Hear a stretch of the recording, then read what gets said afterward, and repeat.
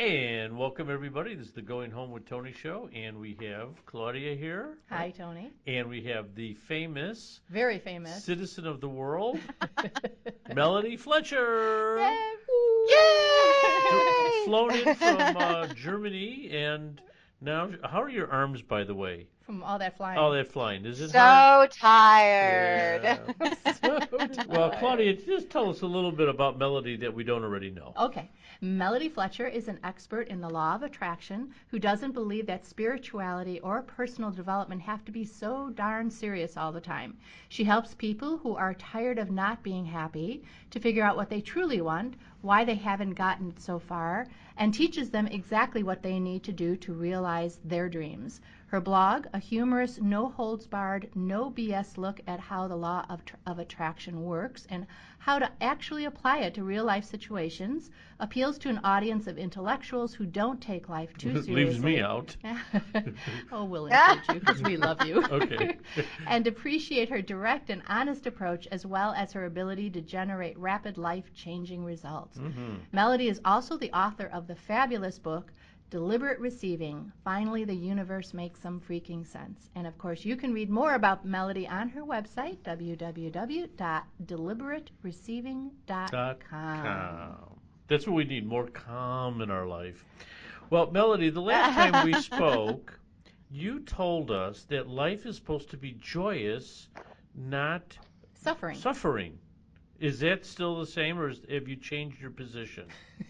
Oh yeah, no, I totally lied about that. Okay, Life is hard I and thought horrible. so. Okay. All right. Suffer all of No, you. I But that's still very, very much true, and I think I'll probably be teaching that for many years to come until everybody's heard it. Because we've been taught since we were children, most of us when we came to this planet, those who came before us, the natives, as I like to call them, Mhm. taught us what they had observed and what they had learned from those who came before them, which is that, you get ahead by working really hard and by sacrificing and by Mm. compromising, Mhm. and you go to school and you get a good job and you get married and you have 2.5 kids and maybe a dog and lots of credit card debt, Mhm. and then Mhm. maybe one day you'll be okay. And, this model has kind of served us to a degree, but you have to look at the goal of that model. And the goal of that model is survival. But we're not really in survival mode anymore, Mhm. most of us. Yeah, it's Mhm. not about surviving, it's about thriving. Mhm. And when you look at thriving, when you look at how to create a really happy existence, a passionate existence, an awesome life, then that model really, really, really breaks down and fails really quickly. And I think that's something that a lot of people are waking up to now, where they're realizing, like, hey, I've followed the rules, quote unquote. Yeah, I did everything right. I got my degree. I have my credit card debt. I have my house. I got married, and I'm not happy. And Mhm. then they try to work harder to try to get happy. And you can't hard work yourself into happiness. That's not how that works. And you also, because a lot of people think when I say that, I mean, just get happy and forget about all your toys and your house and your beautiful life that you've built up, and just go live in the mountains somewhere with nothing. And Mhm. that's not what I'm talking about. Right. I'm saying you can have all the stuff you've acquired, you can have all of the stuff that you want, and you can be happy. But suffering isn't going to get you there. Well, No. it's funny you talk about happiness and survival. I just came back from a 1 week medical missionary trip to Haiti with Claudia's brother. He was the physician, by the way. So, um, You weren't the medical end no, of the the. most I did is I fit people with reading glasses. So if there's a lot of Haitians right now bumping into things, I had no malpractice insurance. Your fault. So, one of the things that I wanted to study before I Mhm. went there is I told Claudia, I said, I wanted to see what the level of happiness is Mhm. because these are people that live on about $1,000 of U.S. currency a year. And I was so phenomenally impressed on how happy they are. Mhm.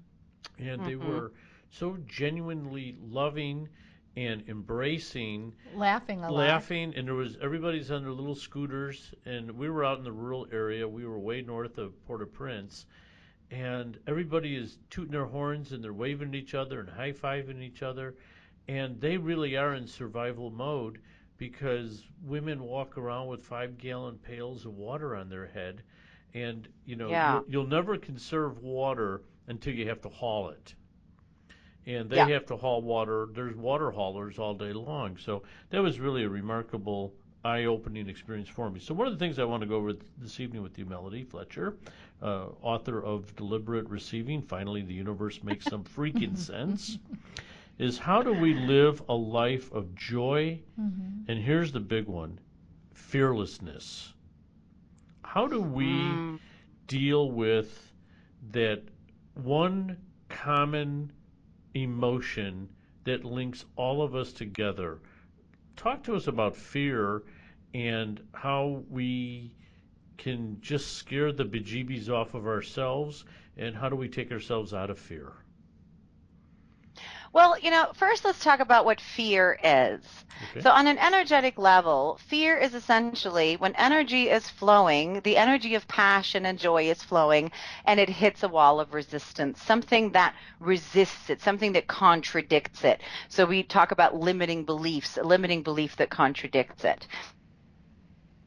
And in this work, we talk a lot about trust, and trust really fits in here because people always say to me, how do I learn to trust? How do I learn to trust the good stuff? How do I learn to trust my life and myself? And I always tell them, you don't need to learn to trust. You already trust. It's what you're trusting in. And fear comes from trusting in the bad stuff, in the bad scenario.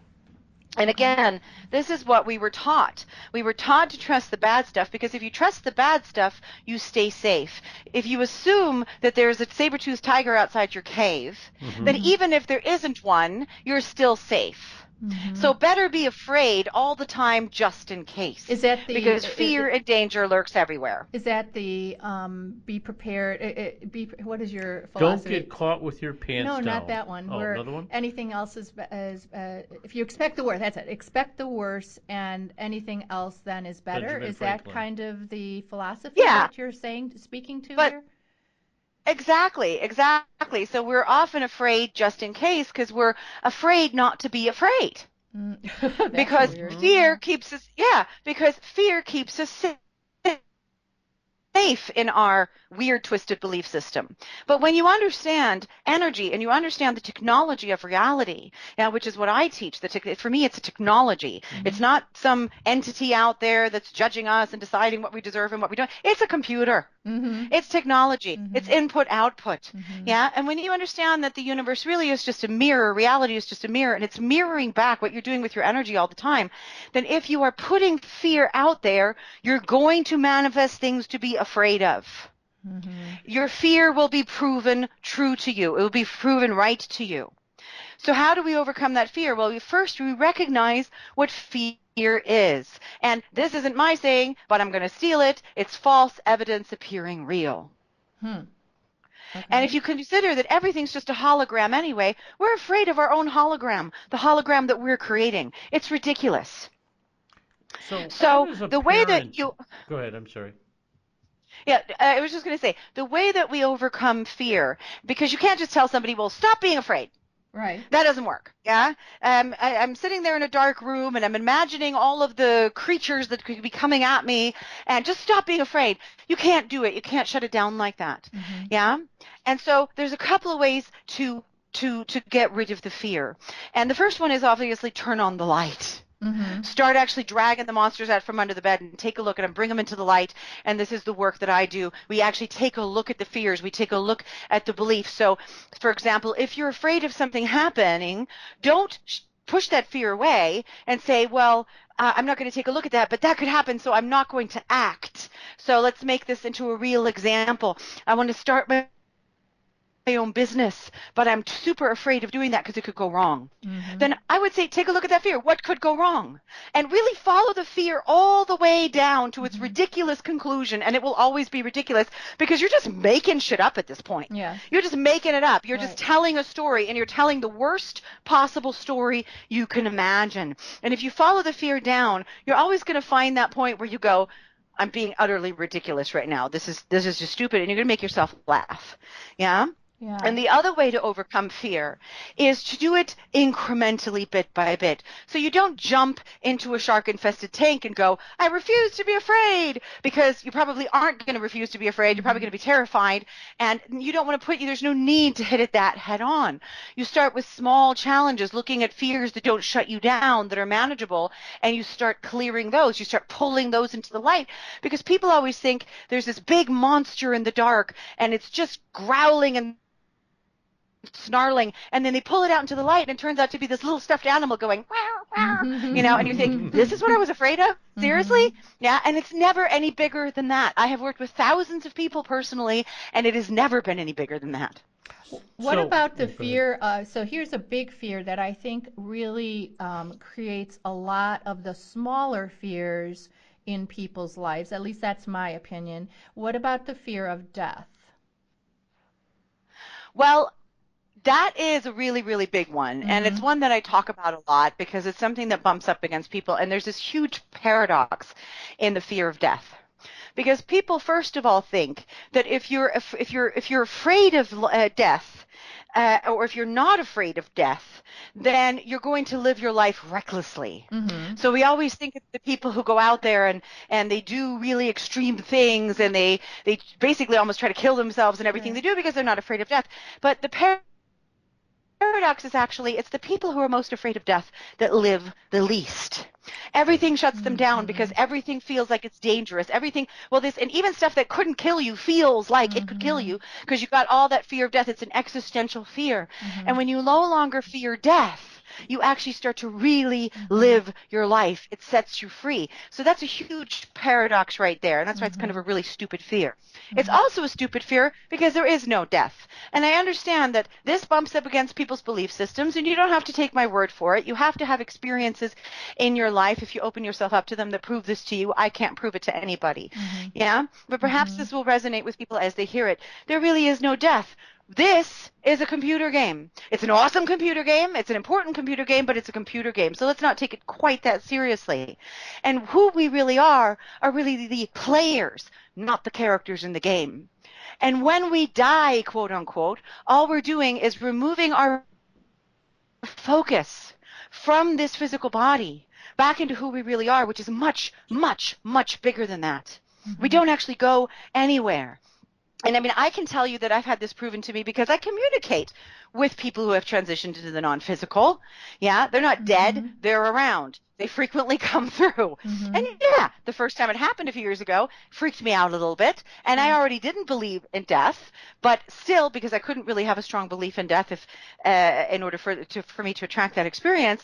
But I understand that just telling that to somebody doesn't provide much comfort. You have to have experiences that prove that to you. But if you open yourself up to that experience, the people who have transitioned are communicating with you all the time. And if you validate those experiences, you will start to see that. You will start to All see those it, and you will voices be able I've to been gather that hearing are proof. true. All right, so Melody Fletcher, Yeah, let me throw this at you here. I've been talking to several physicians. Several spirits. Yes, no, real people, no, seriously, living people. And I asked these physicians, I physical said, people. can you will yourself sick? And they all agreed yes. There's no question about it. Yeah. I said, could you will yourself well from a terminal illness? And it was really a 50-50 split, but they all did agree that a positive some extent. attitude is healing. So here's my question to you, Melody. But I find that so interesting that, sorry, I just want to interject. Yeah. I find it so interesting that all of them said, yes, you can will yourself sick. Yes. But only half of them said you will yourself well. Correct. Right, yeah. It is interesting. So Yeah. that shows how we tend toward go to the negative, not the positive. Right. Yeah. It's the safe way to think about it. Right. You don't want to commit yourself to. Well, I think hypochondriasis and other issues that people actually start getting the symptoms that they believe they have that they maybe don't. Anyhow, I digress. Can a parent, and that's probably one of the most relevant issues that parents have, is they fear for their children. Could the negative energy that the parent expounds and projects into the universe actually become a self-fulfilling prophecy for the child? Yes and no. And let me explain that. Okay. Because I don't want parents to think that they're putting their children in danger, Right. or like it's their fault if their child gets Yes. sick, because that's where a lot of people end up going, and Yes. that's not true. Okay. But your children are not your children by coincidence. Right. Mm-hmm.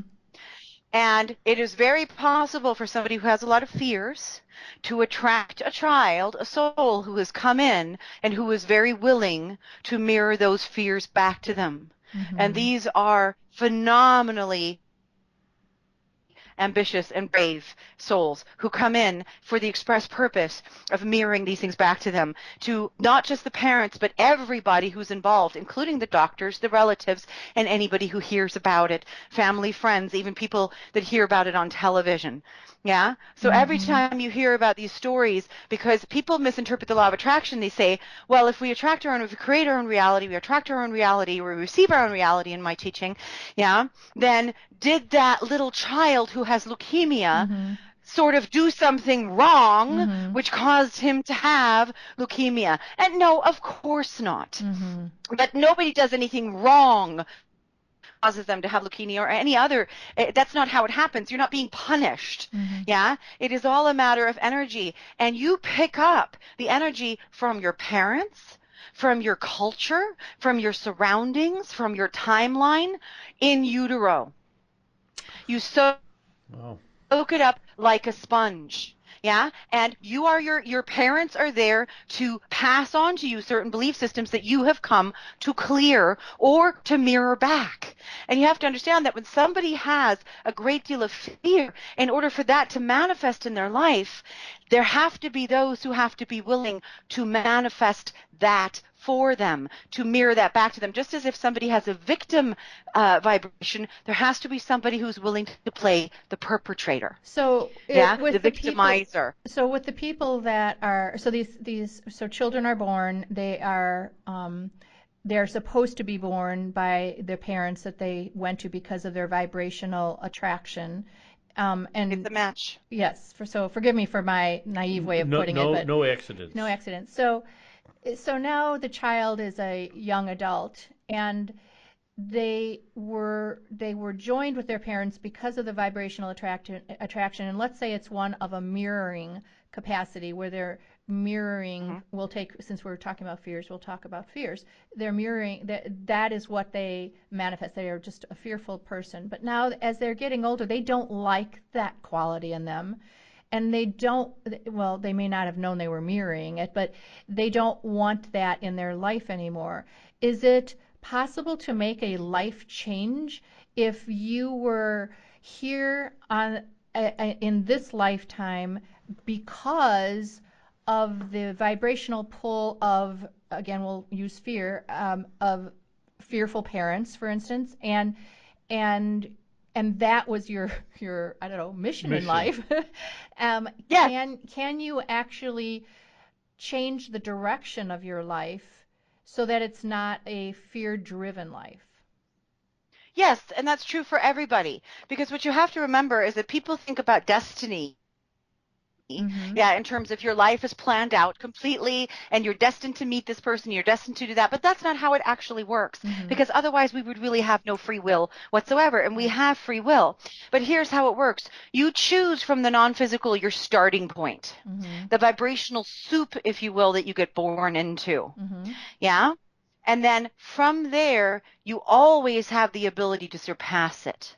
Okay. Now, not everybody does. And not everybody even chooses to, because the journey continues in the non-physical. You're still very much interested in things. You just drop all your resistance when you quote unquote die. Yeah. But that's when you create your avatar in the computer game, so to speak, you don't do that randomly. You do that by choice. Yeah. Right. And so you put in exactly what kind of vibrations you're wanting to come into as a masterful being. We're all masters. Everybody on this planet right now is a master. Yeah. This is the highest level of game we can play. We have taken this planet from the deepest, darkest depths of darkness and bringing it all the way into the highest reaches of light. That's what we're doing here. So why is it then so you just turn on the news and there's just so much despair and pain and suffering. Is pain and All suffering a myth? vibrations are represented. Well, pain and suffering isn't a myth because we obviously experience it. Mm-hmm. Yeah, it's open to us. We can come into that, but it's not necessary. And I would say suffering isn't necessary. Yeah, discomfort. And here, let me give you this analogy that shows you that pain does not have to equal suffering. If you wake up tomorrow and every bone in your body hurts and all of your muscles hurt and you're in a great deal of pain and you don't understand why, you're going to get very, very scared and you're going to suffer. Mm-hmm. If you run a marathon today and you wake up tomorrow and every bone in your body hurts and every muscle in your body hurts, you're You not know suffering. why, right? Yeah, you know why, and Right. it might even feel good to you. Right. You might be like, yeah, I worked out Interesting. hard yesterday. Interesting. Feel all those sore muscles. Yeah. I'm proud of myself. Right. I know my muscles are growing. You see, it's the same exact sensation. Right. It's Right. discomfort, but one creates suffering and one does not. And so for me, understanding and clarity help us surpass suffering. Yeah. Because for most of us, particularly the people that I teach, they're, like you said when you gave me that beautiful plug at the beginning, highly intellectual people, these are not people who just take things on faith. Mm-hmm. These are the people who, dissected their television when they were 12 years old because they wanted to know how it worked. Right. And they need to understand how the process works. But once they do, they get that clarity, and then the fear diminishes, and then the suffering diminishes. Yeah? Because you do not have to experience discomfort as suffering. Yeah. And so just to go back to the question that you asked before, which is, how can somebody change their life and surpass it? Of course they can. They always can. And it's true for everybody. But you have to get off of this. What's it like when your clients have that aha moment and that light bulb turned on and you saw the transformation? Oh, it's awesome. It's the reason I do this. Mm-hmm. It's so much fun.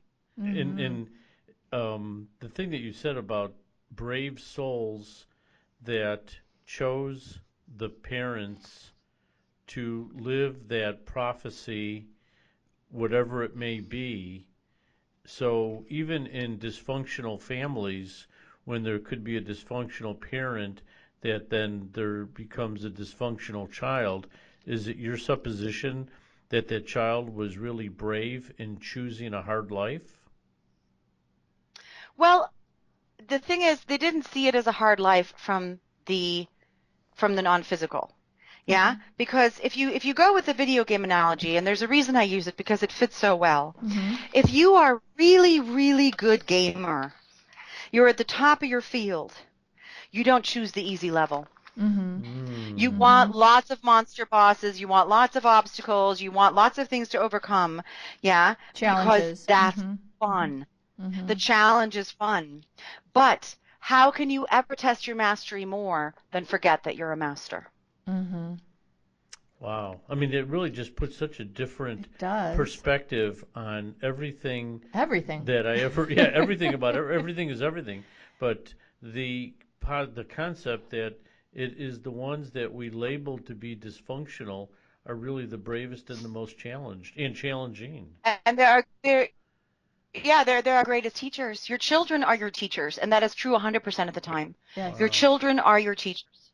Yeah, and it is often the children that clear patterns that have been in the family for generations, and it is in this time right now that we're seeing more and more and more of that than we've ever had before. It's always been true, but now it is more true than it's ever been.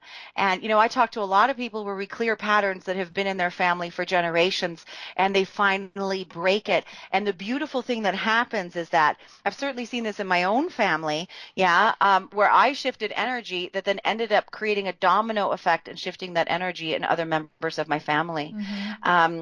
Because we're all connected, and they found it easier to find that vibration, to release that belief or whatever, as I had. And so it's sort of everything that you do not only for yourself, you do it for your family, your culture, and the entire planet.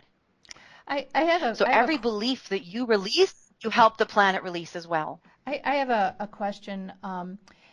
with the people that you work with, and you work with hundreds and hundreds of people, and I'm sure of varying ages, and you've done research in your book, and so you're just brilliant in this. And in all of your experience and the time that you've been doing this, do you find that the generation now, the ones that are in their, I'll say 20s, coming out of college, and you touched on this, but for an unrelated reason, you touched about they come out with debt, and they are supposed to be something with their life, and they they have all of this pressure that society has put on them. In many respects, it's society's pressures that they are living with. Do you find that this generation is having well, maybe they're more in need of you, but conversely, are they having a harder time finding this happiness that we're talking about? And the flip side of that, do you think that the generation of Tony and I, so you're somewhere in between, you're much younger than us, so our generation, where we have lived for a while, and one can say we might have the wisdom of age a little bit under our belt. Speak for yourself. Yeah, I'd like to think that there's some of that we are more open or understanding of what you're speaking of, and can slide into that transition, make that transition a little bit easier than these young people that are coming into the adult world with mega stress. That starts when they're in preschool, and parents, when their children, our babies, are registering them for the topmost preschool, and then putting them on track for the best colleges, and all of these stresses that are piled onto these children. When you meet them, is that difficult to help them find happiness as opposed to people that are a little bit older? That was a long question, but No, and yeah, no, and first of all, it's it's hard to generalize over generations, because every individual has different. their own choice and their own path. Yeah, and so it's hard to generalize that way. But if I'm going to generalize, I would say it's the exact opposite. Yeah. You would say what? I would say it's the exact opposite. Oh, really? The younger generations are less resistant. Of course they are, because you have to understand that the vibration on the globe is rising, rising, rising. So every generation gets born into a less resistant energy. They pick up less of those beliefs, and they pick them up with less intensity.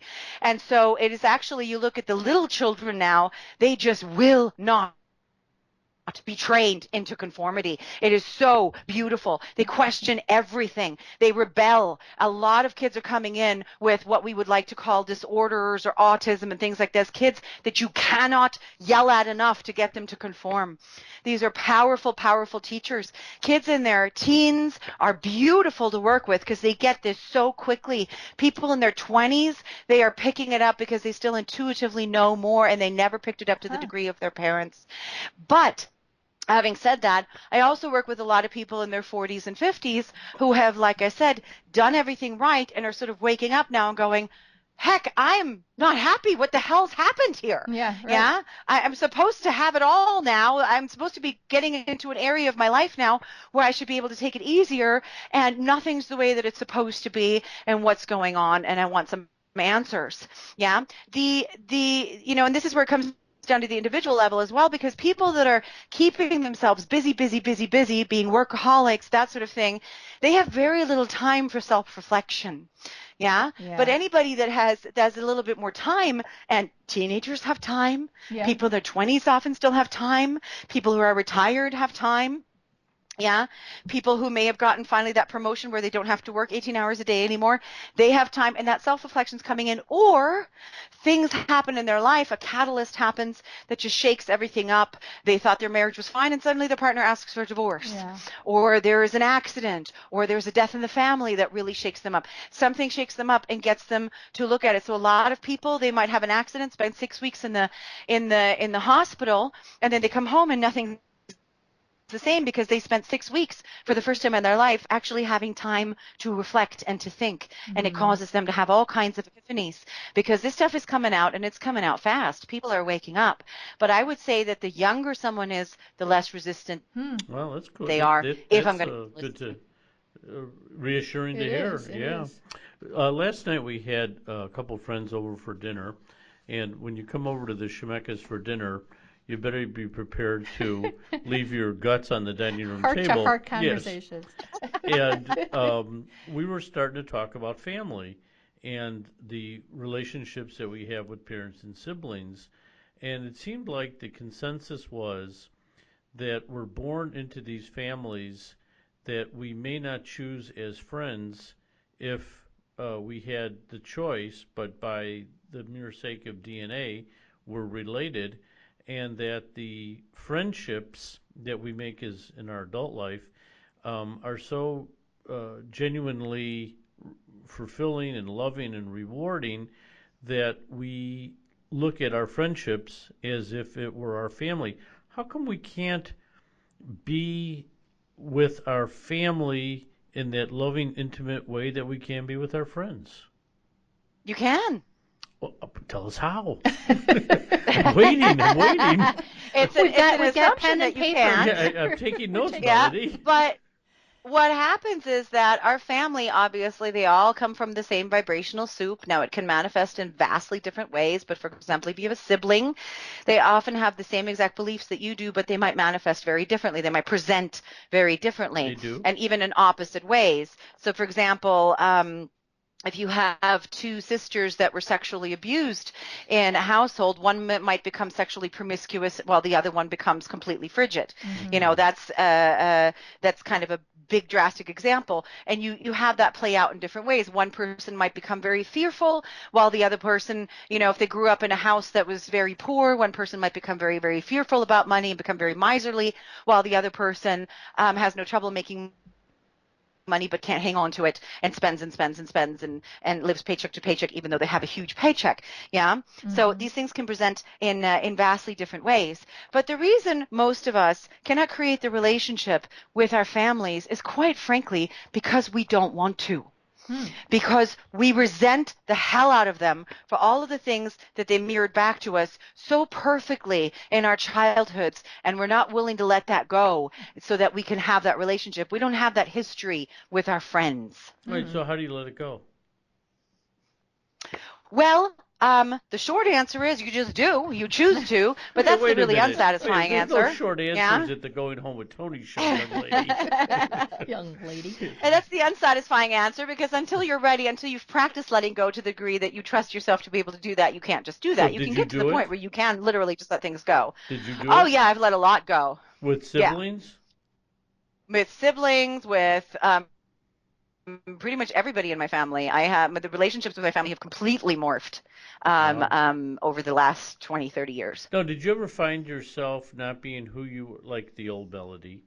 Did you ever find yourself not being who you truly were in the midst of certain family members? Like you had to be what you thought they wanted you to be? Yeah, and that's actually what helped me to clear those issues because I moved out very, very early. I moved out when I was 17 and started working and lived on my own. And then I left town when I was 19. And so I would only come home for the holidays. And that wasn't because my home life was so terrible or anything. I just had this drive to get out there very early. And also prove myself at the time because I had a lot to prove, and so I sort of ran away from home and went out into the world, and I would only come home for holidays. And after a while, I realized that I was really changing out in the world because different people were coming into my life. And I was becoming aware of things, and I was not doing this work consciously at the time at all, but I was still changing. And then I would come home, and it would be like a vibrational checkup. And particularly once I started doing this more consciously, I really started to notice how, yes, in the face of certain family members, I would revert back to a 16-year-old, for example. But then I would go off by myself, and I would go, now, what was that about? Why did you react like that? What happened there? And I would dig into it, and I would clear it. And I didn't have the tools that I do now, but I managed to do it most of the time anyway. One of the first things that I realized I could do was to pretend that I was talking to a therapist and just talk out loud and talk my way through it. Yeah, and I still do that a lot. If somebody just holds the energy for me. I'll talk myself through something in 5-10 minutes, and I'll just clear it on my own. But if they hold the energy, it speeds it up for me. Yeah. But so just kind of having that willingness to look at it instead of just pushing it away helped a lot. And so once I started doing this consciously, I would always go visit my family and see what still triggered me, because nobody triggers you like your family triggers you. Yeah. And then as I Especially did coming into that the more and holidays. more, and I worked. Yeah, and as I cleared more and more, I noticed that the people who were always sort of, oh, you're so irresponsible because I didn't live my life the way that they wanted me to live my life, and I never did. You're so irresponsible. We're so afraid for you.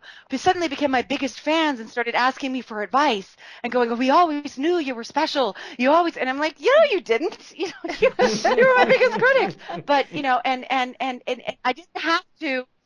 I didn't have to fix the relationship with family members by sitting down with them. I shifted my energy and the issues went away. So even though, as you just said, even though you didn't have to deal with anything directly with them, by just you changing, by fixing your energy, then it mirrored, I guess, to borrow some of your phraseology here, it mirrored, they mirrored off of your changed energy, and their response then was totally different. So they didn't stay the same. Maybe it was well, let's just for sake of argument say that They didn't stay the same in my presence. They in your didn't stay the same in presence. my presence. So, for example, when they were in a horrible mood, they couldn't get anywhere near me. They could only come around when they were in a better mood. Okay. Because you Yeah, pick and I'm not choose. saying that they fundamentally, Yeah. they didn't fundamentally necessarily change. Not everybody changed. Some people did, some people didn't. Okay. But they changed around me. And even if they didn't fundamentally change, so I'll tell you a story that illustrates this that happened just a couple of years ago. So I'm quite stable and have been for a few years, vibrationally stable. So I come over and there's a family member and we're having breakfast. And this is a family member in my family who has a lot of anger, and he's an older gentleman.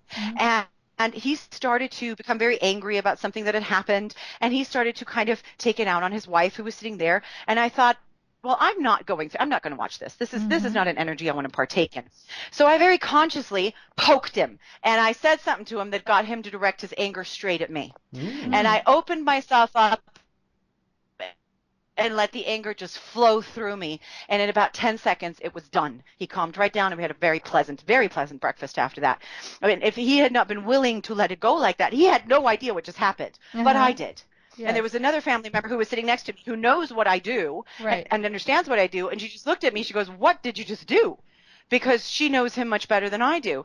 But I said, I'm not going to sit here and have this horrible breakfast. That's not my style. Right. I don't enjoy that. And I'm either going to leave, and I was very willing to leave. I'm either going to leave or I'm going to change this dynamic. So I changed the dynamic.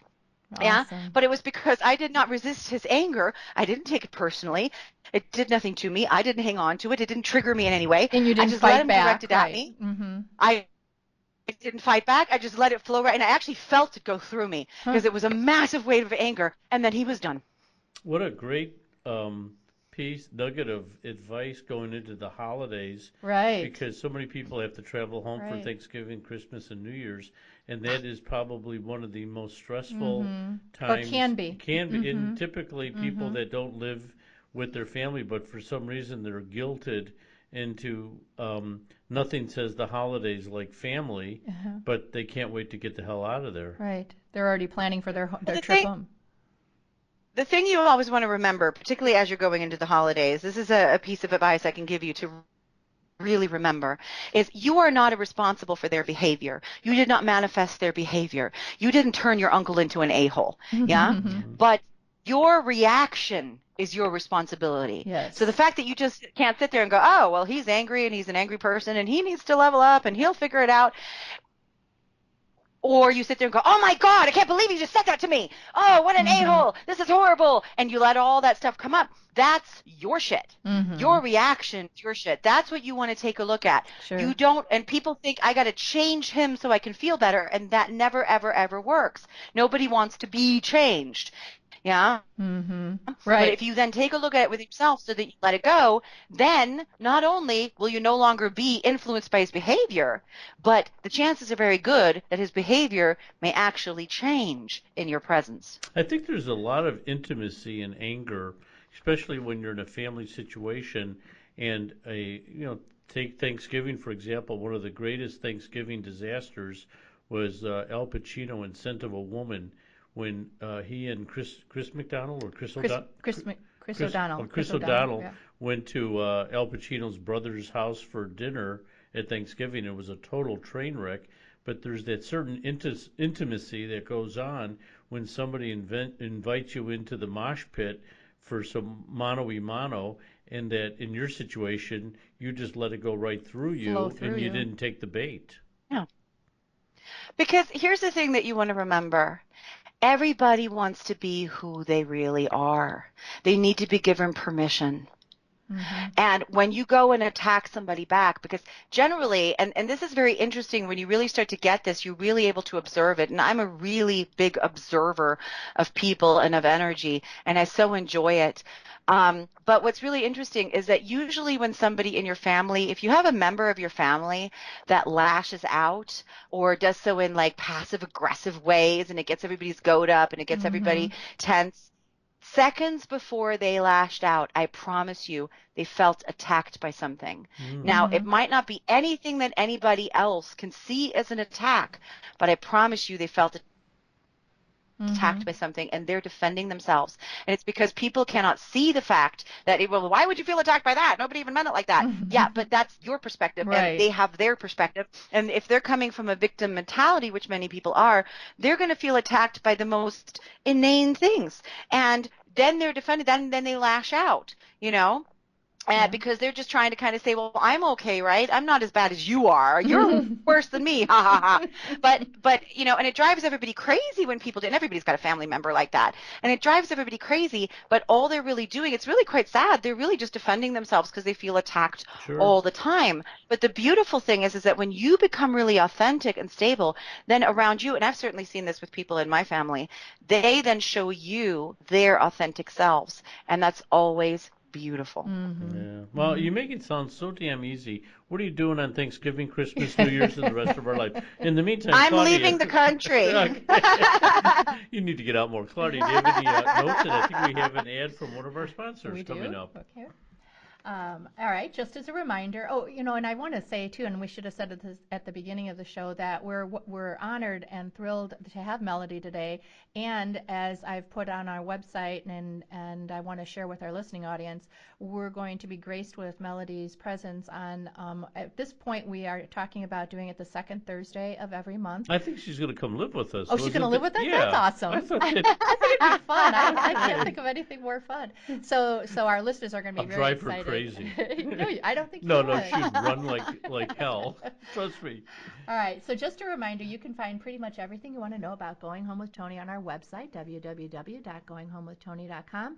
This includes how to connect with us on Facebook and Twitter and Instagram, where we post all of our updates and podcasts. And as usual, we have a fabulous show coming up on Thursday, November 19th, and this kind of references what you were telling Melody earlier. Going Home with Tony is going to switch it up a bit. You may have heard Tony mention on a few of our previous shows that he had a wonderful opportunity recently to do some volunteer work in Haiti. So on Thursday, November 19th, I am going to interview Tony about this most inspirational trip. I don't know if I like that idea. I think it's I like be very asking fun. the question. It's my energy. Go ahead. No, I get to take control. Okay, that's fine. Tony found such warmth and a loving community in the part of Haiti that he traveled to, and he's anxious to share the story of his compelling journey. So make sure you tune in on Thursday, November 19th at 5 p.m. to hear me ask the questions and Tony be the guest. It should be interesting. And meanwhile, you can check out the website of the area that Tony was working in Haiti by going to www.haf.org. Haitian American Friendship Foundation. .org. What nice words. Yeah. All right. So, Melody Fletcher, how do you take yourself out of breakdown when you know you're not living your philosophy? I'm not sure that I'm ever not living my philosophy, because my philosophy applies to everything, which sounds really, really so when's the last time you were pissed off and just because I'm pissed off, doesn't mean that I'm not living the philosophy, so to speak. Yeah, because it it includes the negative emotions. And I'm actually a big purveyor of negative emotions are important. Yeah, it's part of what I teach. I don't think that we should avoid them. I think that we should allow them. That's my But problem. obviously, I'm not always a happy, shiny puppy. Mm-hmm. I have my moments when resistance comes up, particularly when I level up. And I think I said this in the last Mm-hmm. podcast as well. Mm-hmm. When I level up, the difference between where I am and where I'm going can become so great that I experience quite a bit of negative emotion.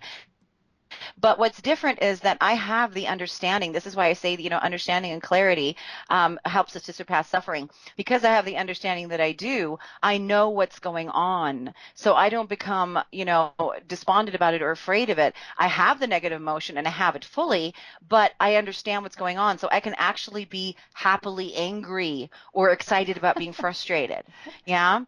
And, I think Yippee! those are so, oxymorons. Yippee! I'm pissed off. yeah, I'm having such but a good time.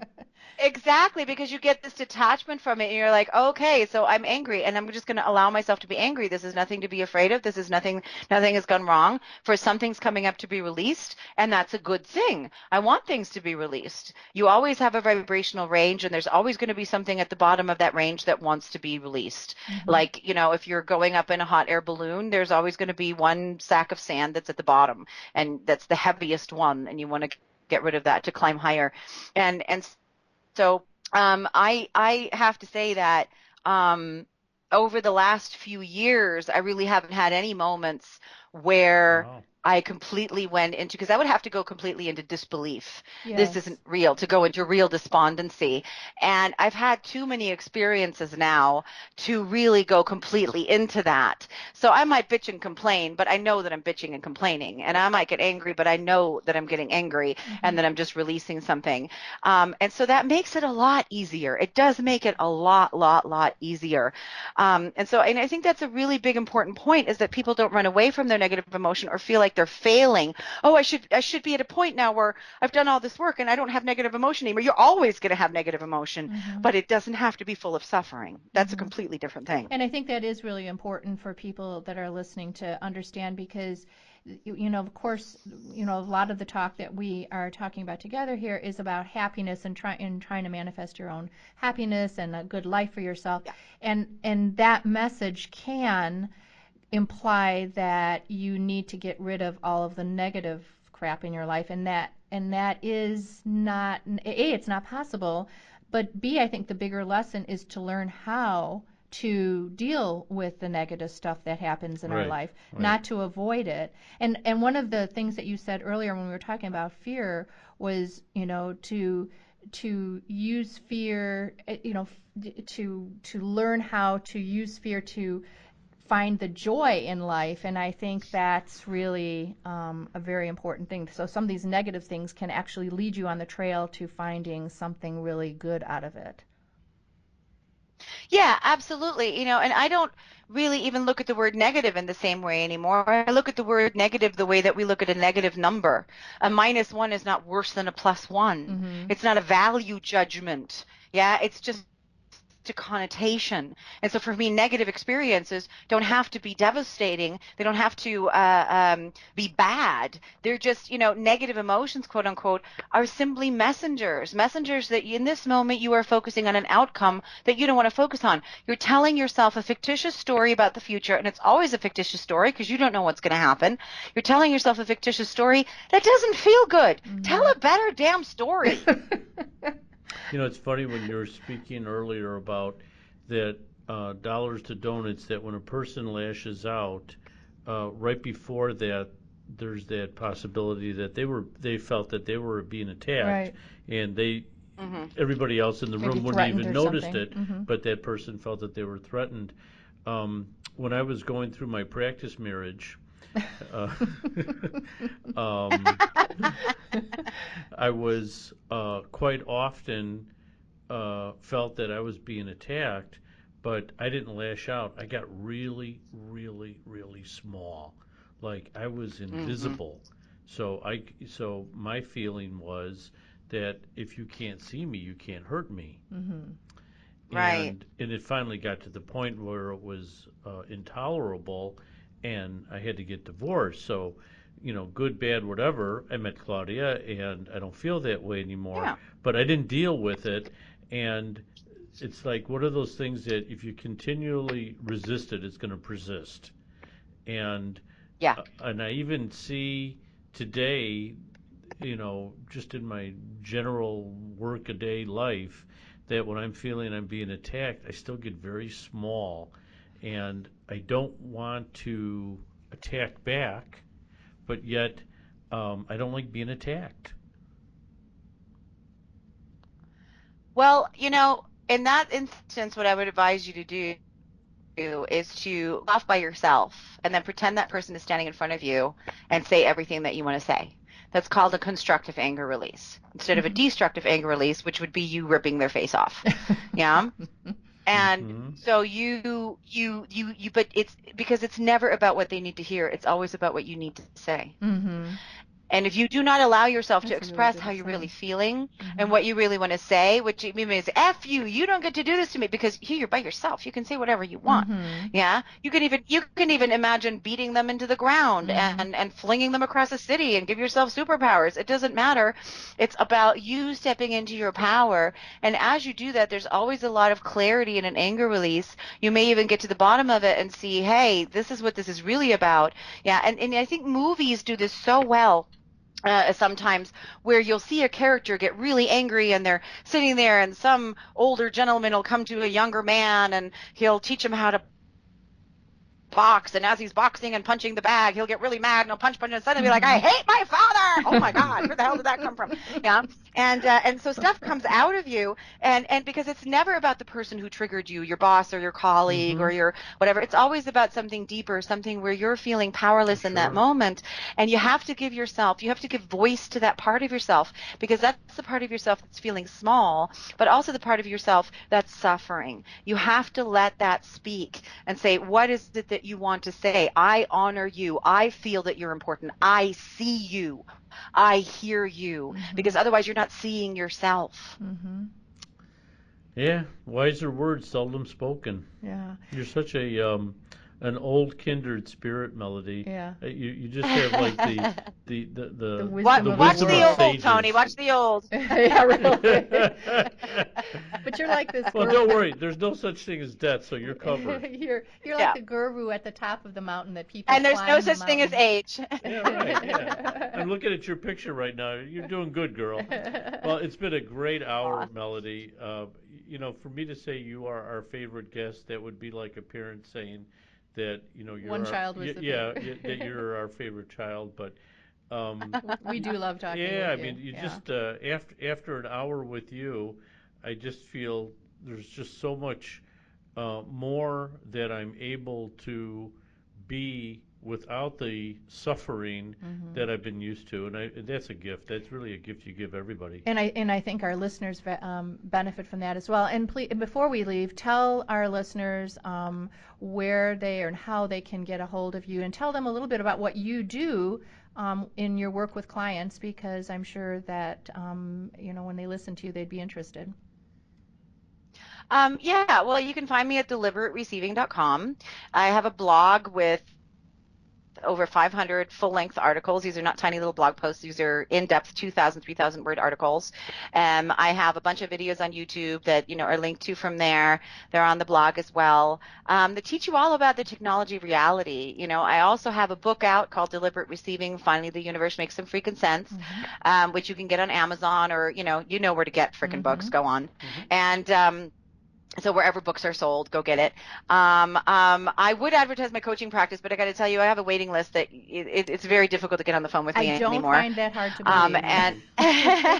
But I am in the process. I can foreshadow this now. I am in the process of creating an online product, so that I can, because I really don't like the fact that there's people waiting to talk to me that are never going to get on the phone with me.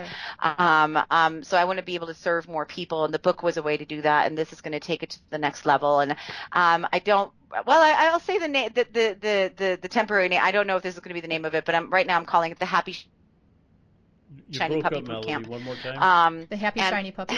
The Happy Shiny Puppy Boot Camp. Yep. Boot camp. Boot camp. Okay. Oh. And The boot camp, yeah, everything's a boot camp nowadays, right? Yes. And so that'll be an online program where people Wonderful. can then really get that, and also, get group coaching calls with me so that you can have some access to me, even if you can't get on the phone with me directly. And I'm planning on really doing a lot to try to expand the business next year, so that I can serve more people. So I apologize, including bringing in other coaches to help give people that Good. one-on-one experience. Excellent. And doing a lot more training of coaches with my techniques.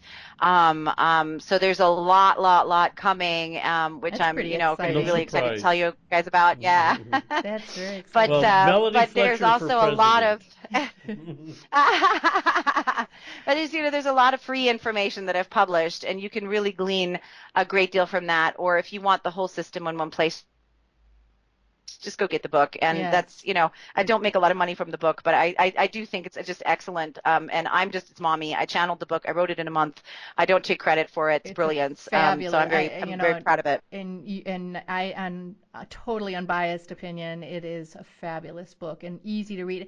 And people that are listening to Melody talk now, her book is written exactly how she talks. It's as if she's Fast. sitting, it's as if she's sitting with us. So, well, Yeah. thank you, Melody. It was a Thank you, joy. thank you. And remember, listeners, that Melody's going to be with us on Thursday, the second Thursday of December as well, and we'll get more value from that hour. And on November 19th, we'll be talking with Tony Yeah. about Haiti. And have a happy Thanksgiving and take Melody Fletcher's Advice. And I'm going to intentionally invite all the family members that I don't want to be with, and I'm going to try it out. Thanks, Melody. Take care. Thank Bye-bye. you, guys. It was Thank an you. absolute pleasure. Bye-bye.